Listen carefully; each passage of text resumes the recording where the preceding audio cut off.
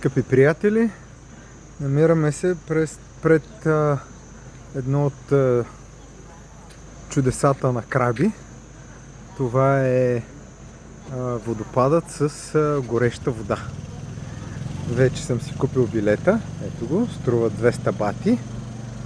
От тук 500 метра се ходи пеша, докато се стигне до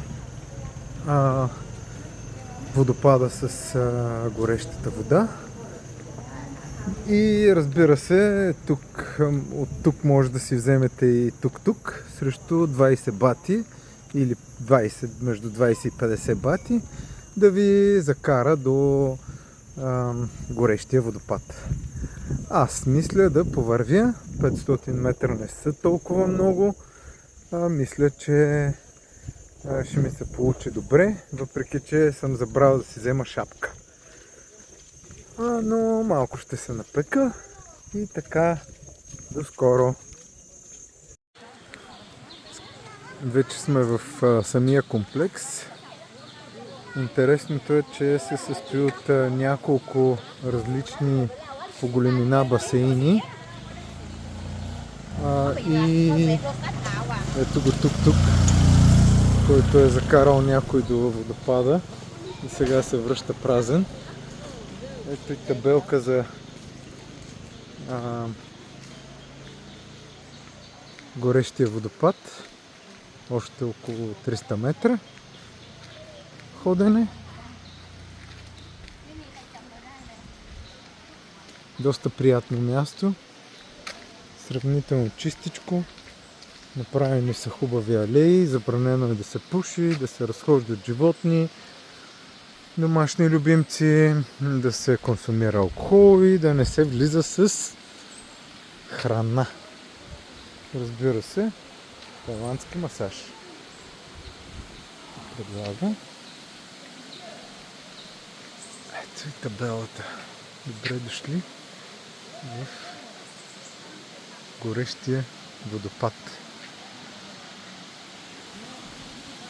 И сега ще видите самият горещ водопад. Вижте къде се къпят хората долу в тази кална вода. Разбира се, водата долу е кална, но погледнете колко чиста вода тече тук от самия водопад. Изрично ме предупредиха да дойда рано, за да няма толкова много хора, но аз се оправих да дойда чак на обяд. Въпреки всичко, мисля, че ще си прекараме чудесно тук. И така, след 20 на минути киснене в горещата вода, вече се чувствам адски уморен. Горещата вода наистина е гореща. Сигурно е около, може би, 45 градуса. Не видях някъде да пише каква е температурата на водата. Видях само, че пише Hot Springs и е препоръчително да не се стои повече от 15-20 минути. Но след 15-20 минути, около 20 на минути, които аз стоях във водата, вече се чувствам зверски гладен. Ето тук има някои правила, които са задължителни за спазване. Интересно е как и дали въобще може да се стигне от тук до езерото Emerald Pool. Това е такъв естествен басейн с тюркоазени води. Аз всъщност към него бях тръгнал. Това спиране тук на горещия водопад беше непредвидено. На път за Emerald Pool всъщност видях табелите за Hot Spring Waterfall и реших, че трябва да се отбия и тук. Сега предстои да видим дали мога от тук да стигна до самия Emerald Pool.